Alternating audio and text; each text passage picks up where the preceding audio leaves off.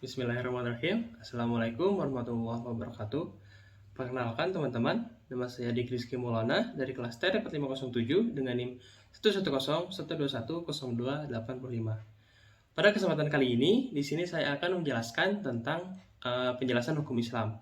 Mulai dari pengertian hukum Islam, kemudian berbagai sumber hukum Islam, kemudian yang ketiga ada pembagian hukum Islam, dan yang keempat ada tujuan dari adanya hukum Islam itu sendiri. Agama Islam merupakan agama yang sangat universal. Oleh karena itu, agama Islam tidak hanya mengatur hal-hal mengenai ibadah saja, namun mengatur lebih luas lagi, mulai dari perkara kecil hingga perkara besar. Pengertian hukum Islam sendiri, salah satu dari ahli yaitu Profesor Dr. Abdul Ghani Abdullah, beliau merupakan dosen dari UIN Syarif Hidayatullah, mengatakan bahwa hukum Islam itu tidak hanya mengatur antara manusia dengan Tuhannya, tetapi juga mengatur hubungan antara manusia dengan manusia, kemudian juga mengatur antara hubungan manusia dengan alam semesta. Sumber hukum Islam itu ada 4, yaitu Al-Quran, Hadis, Ijtima, dan Qiyas. Al-Quran adalah kalam Allah yang diwahyukan kepada Nabi Muhammad SAW lewat perantara malaikat Jibril untuk diajarkan kepada seluruh umat manusia. Dalam Quran surat Al-Isra ayat 88, Bismillahirrahmanirrahim. Qul in istama'atil insu wal jinnu ala ay ya'tu bimithli hadzal qur'ani la ya'tuna bimithlihi walau kana ba'dhum li ba'dhin dhahira.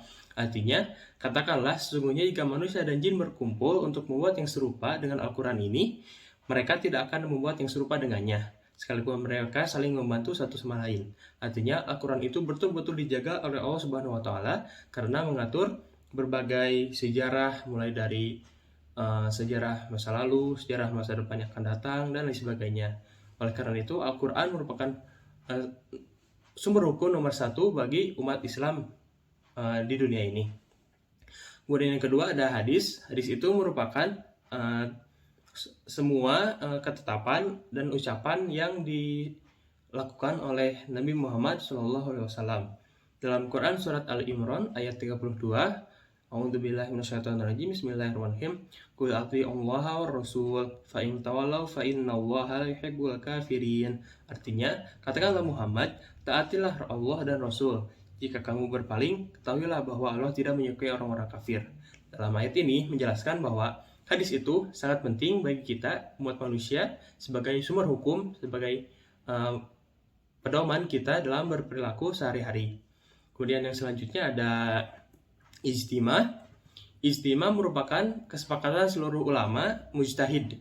Ulama yang dimaksud di sini adalah ulama setelah peninggalan Nabi Muhammad SAW.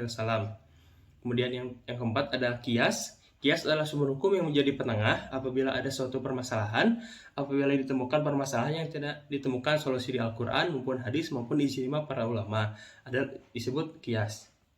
Kemudian selanjutnya ada pembagian hukum Islam. Pembagian hukum Islam itu dibagi menjadi 5, ada wajib, kemudian ada sunnah, kemudian ada haram, makruh, dan mubah.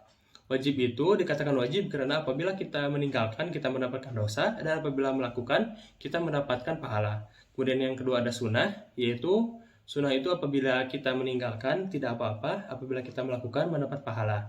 Contohnya adalah sholat sunnah, dan lain sebagainya. Puasa sunnah juga termasuk. Kemudian untuk yang ketiga haram. Haram itu yaitu apabila kita meninggalkan mendapat pahala, apabila kita melakukan mendapatkan dosa. Kemudian yang keempat ada makruh. Makruh itu apabila ditinggalkan baik, apabila dilakukan juga tidak apa-apa. Kemudian yang kelima ada mubah. Mubah itu diperbolehkan. Kemudian dan selanjutnya tujuan hukum Islam itu adalah sebagai maqasid al-syariah, yaitu ketetapan hukum Islam. Kemudian ada mewujudkan kemaslahatan dunia akhirat bagi kita sebagai manusia. Kemudian kemaslahatan umat manusia, kemudian ada pemeliharaan akal. Maksudnya untuk mengembangkan dan menjaga akal manusia. Sekian penjelasan dari saya mengenai sumber hukum Islam. Untuk kurangnya mohon dimaafkan. Billahi taufiq wal hidayah. Wassalamualaikum warahmatullahi wabarakatuh.